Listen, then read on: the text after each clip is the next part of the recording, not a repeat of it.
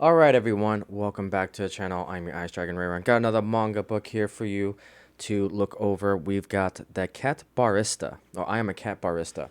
So if you guys are wondering what a barista is, it's basically a person who usually a coffee house employee who prepares and serves an espresso coffee drinks. So think of it as the person behind the counter like at a Starbucks and so forth. With that, this is a relatively brand new manga. Came out last month. At first, I originally wasn't planning on getting this, but something, urged me to go ahead and give it a shot. It's unique, it's different, and it got a freaking cat serving drinks. It's like, okay, this has kind of piqued my interest, and I'm actually really glad I did. Um, we'll take a look at the little statement excerpt here in the back here. All right. So the perfect brew. For some people, the daily grind of city life is exhausting, yet somewhere between the busy streets, there's a mysterious cat cafe that can only be found in a weary souls. What's on the menu? A delicious drink, specially brewed for each customer by a cat barista. So, yeah, it pretty much describes what this book is going to be all about. Um, I'll take a look at the particular chapters here.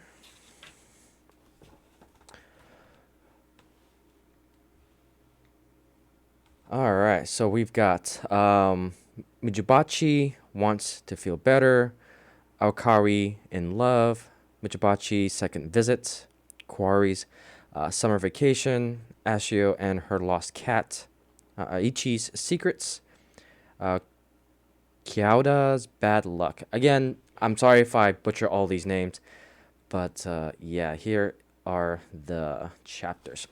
So with this particular story, it's interesting because you basically have this individual who is our bartender for his particular cat cafe. Now, in Japan, cat cafes actually exist. So basically, it is a cafe that has a lot of like homeless or um, fostered cats that if you need a place to relax and chill, they actually have these cats that roam around the cafe. And it's pretty interesting. And this book actually nods the existence of this in the extra story in the back. So I thought that was a nice little touch. But going through this story, it was very interesting because you have each chapter basically has its own like customer, and these customers have real life problems and issues to try to get through. So before I get into that, I just want to do a quick spoiler disclaimer that I will be talking about some of the chapters in this book. So if you want to not get spoiled, feel free to watch this video at a later time. But I highly recommend the manga to say the least. So there are 7 kind of short stories when it comes to this particular manga. So we have the grind of office life with the office worker. We got a individual female who is shy and wants to talk to a guy that she likes. We've got the office worker again. We've got a burnt out school kid. We got an individual who's trying to find their lost cat. We've got another female who is a hobbyist slash collector. And then we got the guy with the bad luck. So each one of these humans essentially that are portrayed in here have certain issues with life. And what's interesting that with each 7 of these examples, they come in and they talk to this particular bartender who is a cat.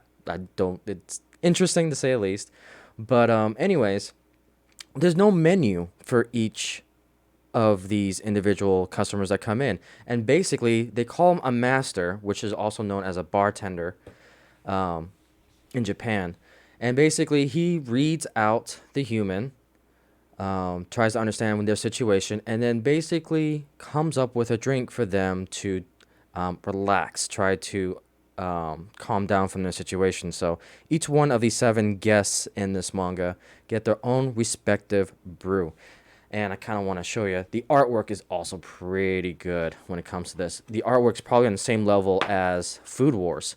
Now, if you guys have read Food Wars, what basically happens is that when they eat the food, they go into this wonderful glorified state.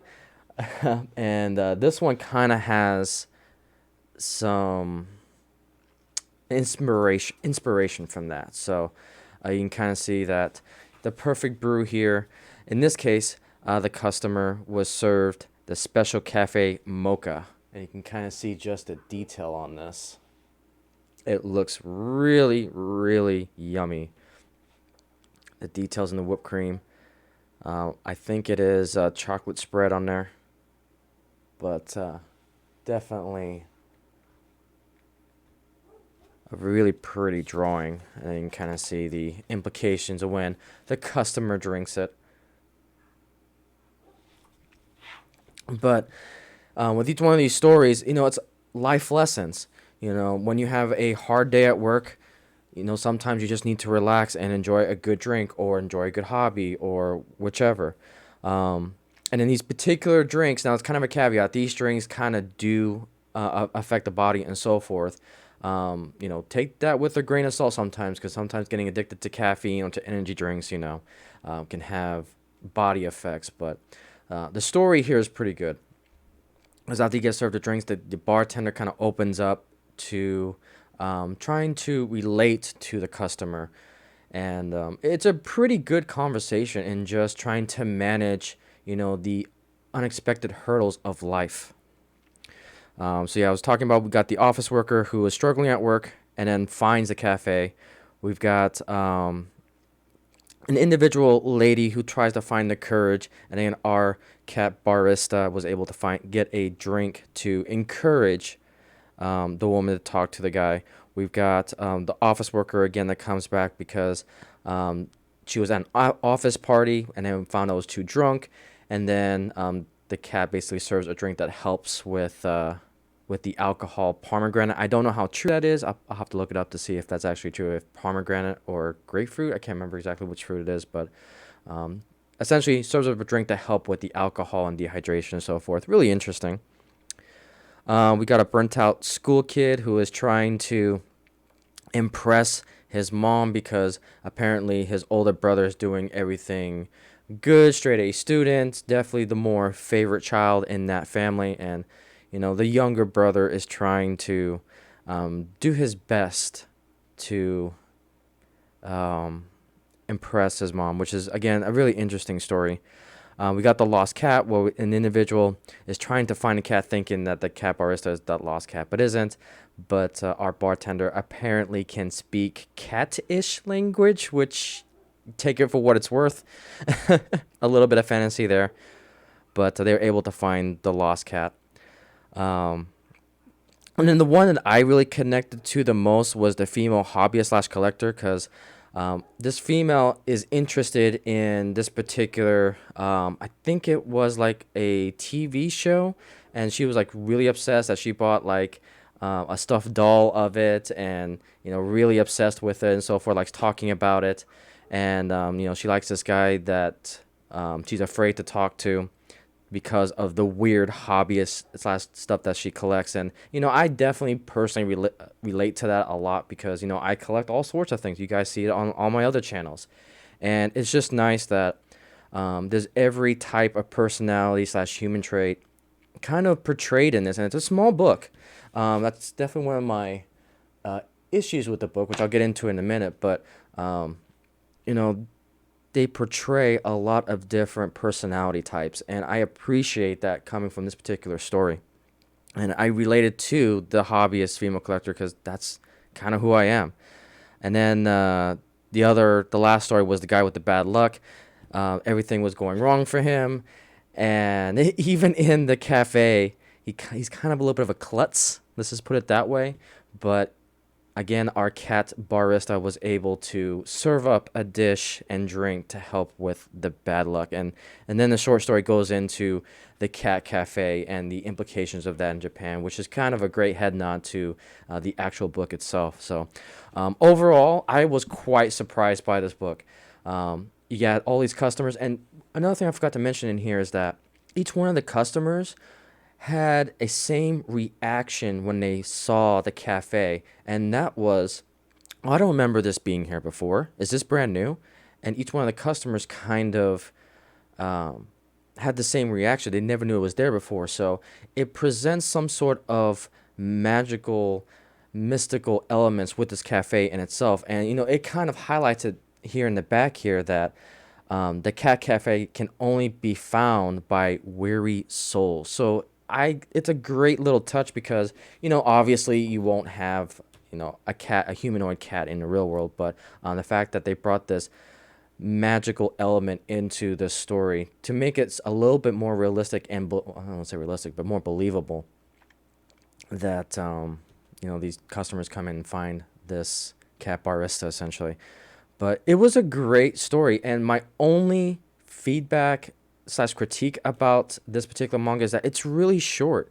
Let me show you. Let me compare another manga to this one.